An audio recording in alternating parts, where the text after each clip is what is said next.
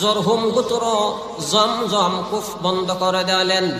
অনেক দিন হয়ে গেল, যার কারণে তার চিহ্ন পর্যন্ত নয়, সবগুলো মুছে গেছে। আল্লাহ পাক রব্বুল আলামিন চাইলেন জমজম কূপকে আবার পুনরায় চালু করার জন্য। আল্লাহ পাক রব্বুল আলামিন যেই জিনিস চালু করতে চান, পৃথিবীর কোনো মানুষ তা বন্ধ করতে পারে না। কালের বিবর্তনে অনেক দিন পর্যন্ত বন্ধ থাকার কারণে জমজম কূপের নিদর্শন পর্যন্ত নয়, চিহ্ন পর্যন্ত নয়, সবগুলো মিটে গেছে। আল্লাহ পাক রব্বুল আলামিন আব্দুল মুত্তালিবকে জমজমের নিদর্শন স্বপ্নের মাধ্যমে দেখায়া দিলেন। আব্দুল মুত্তালিব নিজেই বলেন, আমি হাতিমে কাবার মধ্যে ঘুমিয়েছিলাম, হঠাৎ করে স্বপ্নে দেখলাম একটা লোক আয়েশা বলছে, ও আব্দুল মুত্তালিব, আপনি তৈয়বা খনন করেন। আমি বললাম, তৈয়বা মানে কি তার পরিচয়? লোকটা কোনো কথা বললো না, চলে গেছে। আবার পরের দিন ঘুমাইলাম, এমত অবস্থায় ওই লোকটা আবার আয়েশা বলতেছেন, ও আব্দুল মুত্তালিব, আপনি বাররা খনন করেন। আমি জিজ্ঞাসা করলাম, বাররা মানে কি? লোকটা কোনো কথা বলছে না, চলে গেছে।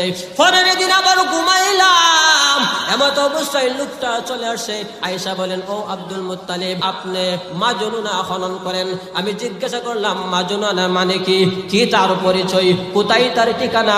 কোথায় তার অবস্থান? লোকটা কোনো কথা বলল না। পরের দিন আবার ঘুমাইলাম, এমত অবস্থায় লোকটা আয়েশা বলতেছেন, এই আব্দুল মুত্তালিব, আপনি জমজম খনন করেন। আমি জিজ্ঞাসা করলাম, জমজম মানে কি তার পরিচয়? কোথায় তার অবস্থান? বলে রে। এবার লোকটা বলতে লাগলো, লা ইয়ানজিফু আবাদাও ওয়া লা তুযাম্মু তুসকাল হাজিজুল আযম। লোকটা বলতে লাগলো, জমজম হলো একটা কূপের নাম, জমজম হলো একটা কূপের নাম। এই কূপের পানি কোনোদিন শেষ হবে না, হাজিরা ওই কুয়া থেকে পানি পান করবে। মুহতারাম হাজিরিন, আব্দুল মুত্তালিব স্বপ্নের মাধ্যমে বললেন, বলো তার পরিচয়, কোন জায়গায় তার ঠিকানা? এবার লোকটা বলতে লাগলো, সাদাফা বিশিষ্ট কাকের নিকট, পিপিলিকার বাসার নিকট, গোবর এবং রক্তের মাধ্যমে তার অবস্থান। ঘুম ভেঙে গেল। ঘুম ভাঙ্গার পরে আব্দুল মুত্তালিব মক্কার লিডারদেরকে ডাইকা স্বপ্নের বৃত্তান্ত জানাইলেন। পরের দিন উনার সন্তান হারেস এবং উনি ফন্তি কোদাল লইয়া চলে গেলেন জমজম কূপ খনন করার জন্য। গিয়ে দেখেন সাদাফা বিশিষ্ট একটা কাক দুই মূর্তির মধ্যখানে টুকরাইতেছে।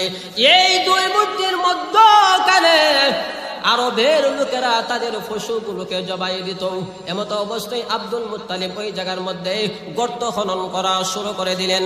এমন সময় আরবের লোকেরা এসে বলতেছেন, মুত্তালিব, তোমাকে এখানের মধ্যে গর্ত খনন করতে দিব না।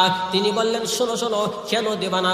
কারণ হলো এই জায়গার মধ্যে আমরা আমাদের মূর্তিগুলোর সামনে আমরা আমাদের পশুগুলোকে বলি দেই, সুতরাং তোমাকে এখানে গর্ত খনন করতে দিব না। আব্দুল মুত্তালিব ডেকে ডেকে বলেন, মক্কার লোকেরা শোনো রে, আমি যে স্বপ্ন দেখলাম এই স্বপ্ন অবশ্যই বাস্তবায়ন করব। জীবনের মধ্যে জীবনের মায়া করব না। শরীরের মধ্যে এক ফোঁটা রক্ত থাকতে বিন্দু পরিমাণ পিছপা হব না।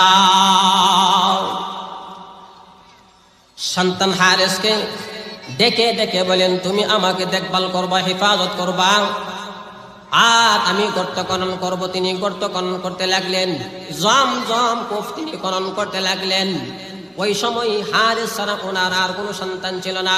আল্লাহ পাক রব্বুল আলামিনের কাছে দোয়া করলেন, আল্লাহ, আমাকে যদি তুমি 10টা সন্তান দান করো, আর এরা যদি যৌবনে পদার্পণ করে, ইয়া রব্বে কারীম, এদের মাধ্যমে যদি আমার হাত শক্তিশালী হয়, তাহলে আমার একটা সন্তানকে তোমার রাস্তায় কোরবানি করে দেব, তোমার নামে জবাই করে দেব। আল্লাহ পাক রব্বুল আলামিন আব্দুল মুত্তালিবের দোয়া কবুল করে নিলেন। ওনাকে 10টা সন্তান দান করলেন।